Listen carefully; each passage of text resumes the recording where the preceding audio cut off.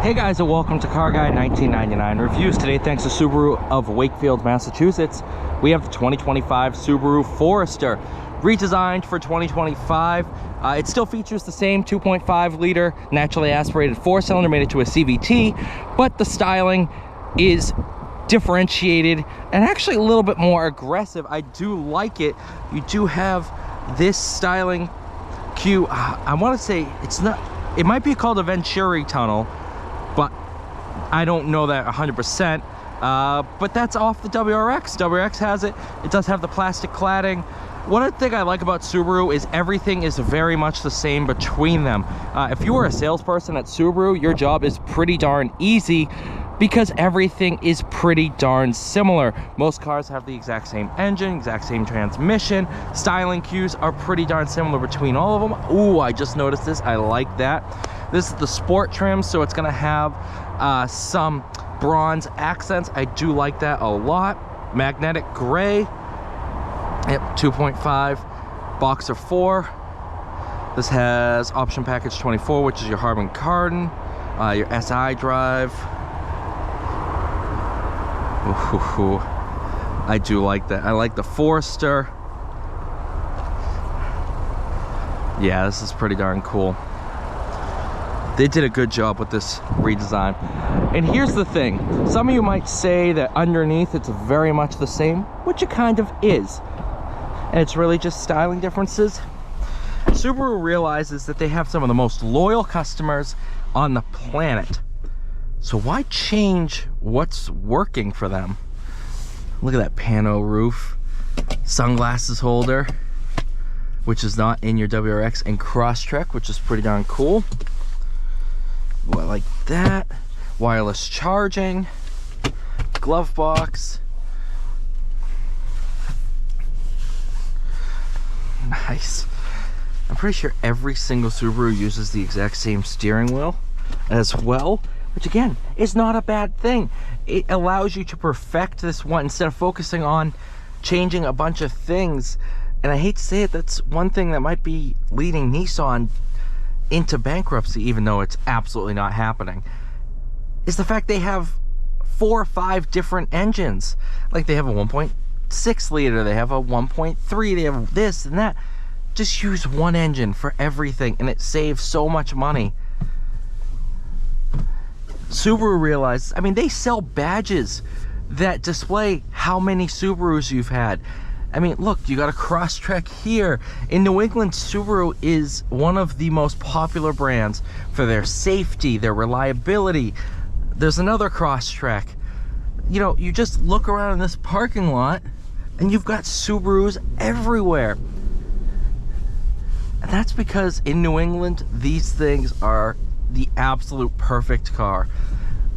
One of the best all-wheel drive systems out there. They're cheap, reliable, easy to maintain, and they're good cars. And they're durable.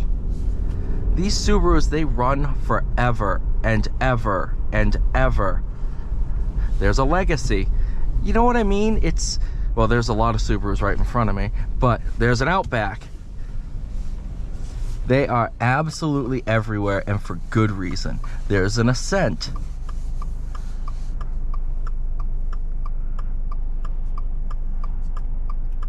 They're good cars. Absolutely. Positively good cars. And for New England, they're pretty much one of the best options out there.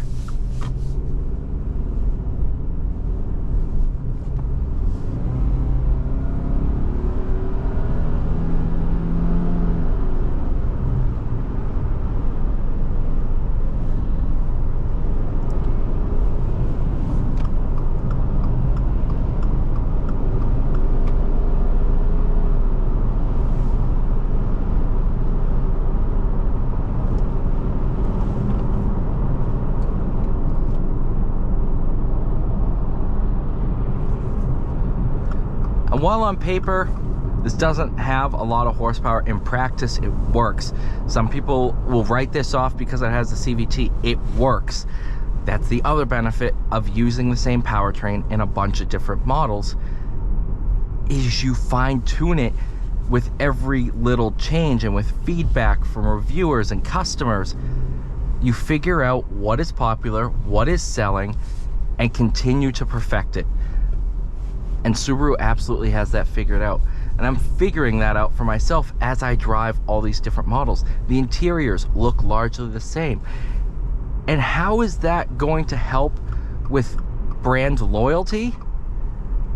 Is because when it comes time for a lifestyle change and you need a bigger vehicle, you have the Ascent and you're already familiar with it, and it is similar to what you have. And here's the other thing. You're in a Forester right now. You hop into this, it feels like you're driving a Forester. You hop into a Crosstrek from some of the older gens, it drives very much the same or very similar and familiar feeling. And Subaru has that figured out. They've figured out brand loyalty, dedication, and a customer fan base with everyday cars. You know, it's easy to do it with Ferrari and Porsche. It's easy to do. I'm a Porsche brand loyalist, and it's kind of hurting me to say that, but it's easy to do when you make enthusiast cars and cars that people put on posters. I don't think anybody had a poster of a Forester other than the STI one that they got in Japan.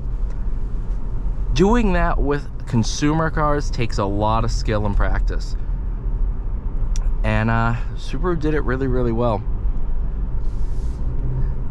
So that draws me to this car. Am I saying it's good because it's unchanged? Absolutely. Absolutely.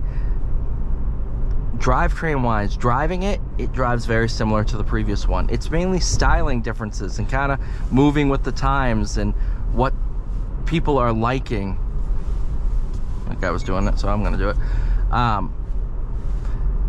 You know, while also appearing new and modern and stuff like that. So people in leases, looks like, hey, they're moving with the times. They got a newer car. It's impressive. From a marketing standpoint, it's impressive what Subaru has figured out and how well they're doing.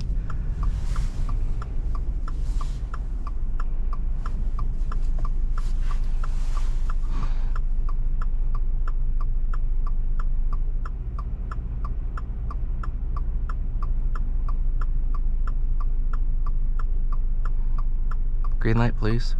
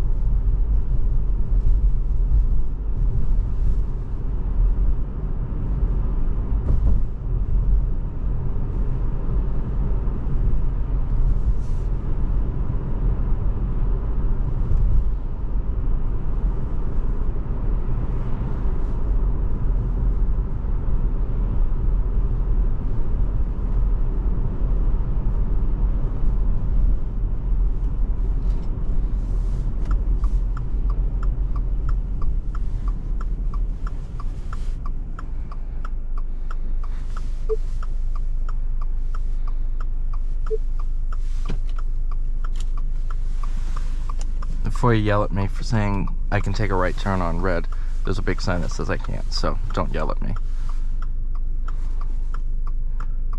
And I should have a green light right about now.